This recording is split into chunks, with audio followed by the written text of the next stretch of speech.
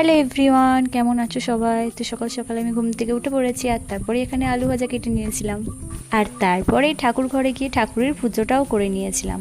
আর এই দিকে বাবা এসে বললো আমায় একটু শরবত বানিয়ে দাও, তো ওই জন্য আমি এখানে শরবত বানাচ্ছিলাম।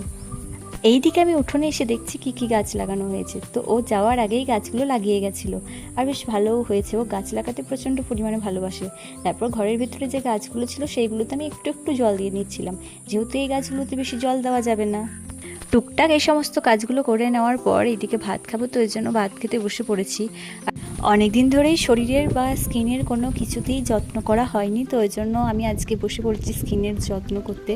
ওই 10 দিন পর একদিন করলে কি আর কোনো কাজ হয়? আমি আগেই জানতাম এইসব জিনিস আমার জন্য না। ওই যে 10 দিনে একদিন করে মুখে স্কিন কেয়ার করবো, এগুলো তো ডেলি করার কাজ, তাই না? যাই হোক, করছি।